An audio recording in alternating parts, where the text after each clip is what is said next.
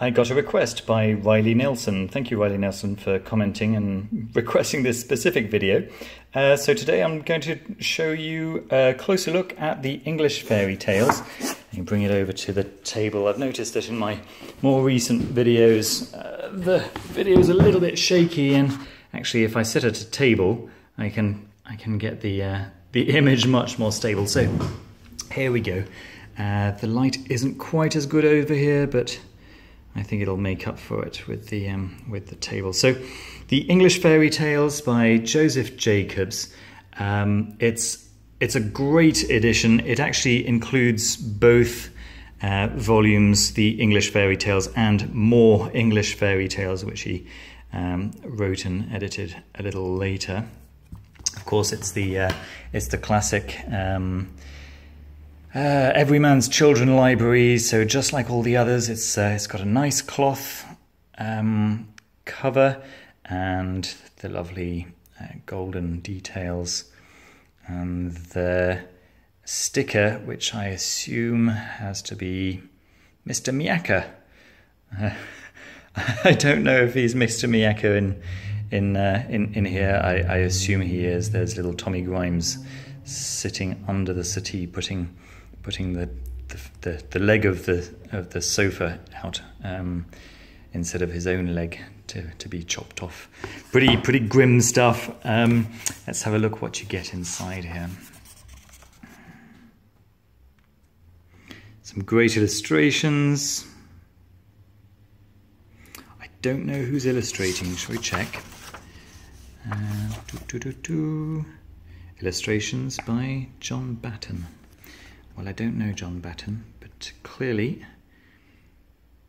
he's a great illustrator. Let's get a close look at the detail there.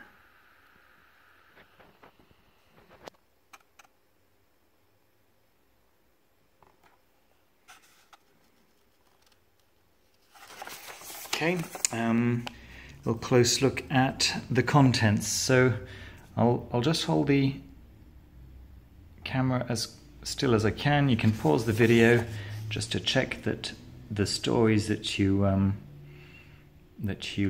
want are here, and that there is, sure enough, Mr. Miyake. You can see some very, very classic English stories.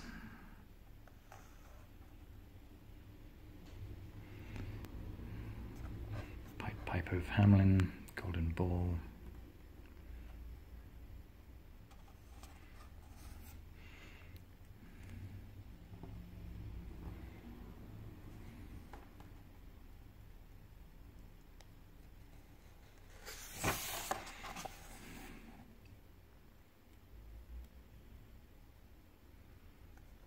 There we are. What you get inside, you get no bookmark, as I mentioned in my earlier video.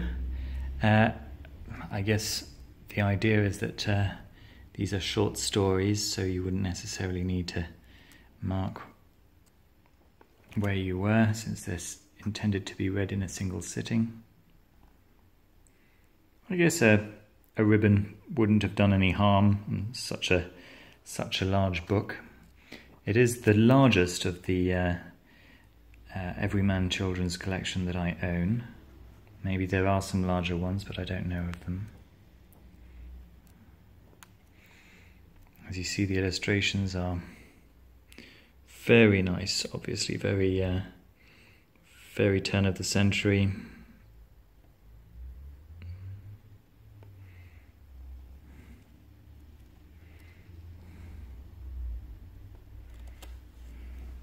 I guess this is I assumed it was the well at the end of the... Okay, I don't know this one.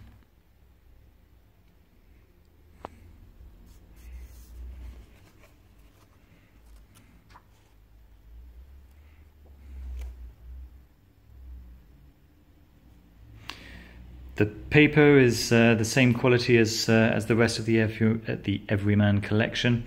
It's very nice. It's a cream color, and it feels very, very soft to the touch. The font is nice and regular, not too thick, very easy on the eye, very easy to read out loud if you're reading this for a child or for yourself, or for another adult for that matter.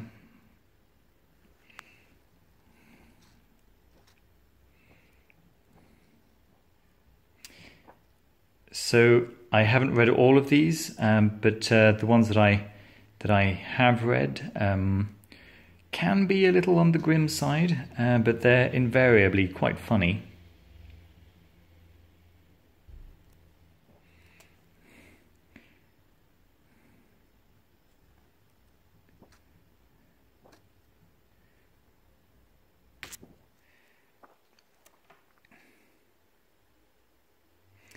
Yes, when they're frightening, they're also funny to go along with the frightening, as opposed to some of the grim tales, which can be just frightening for frightening's sake, which can be fun just for maybe not for the much younger children.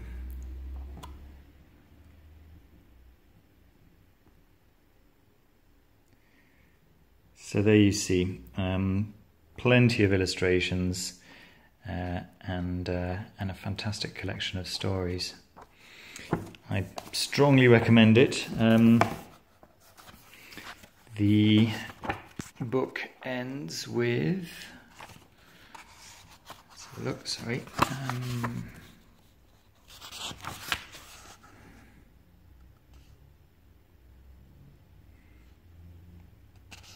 Nice little end illustration there. Do not read any further.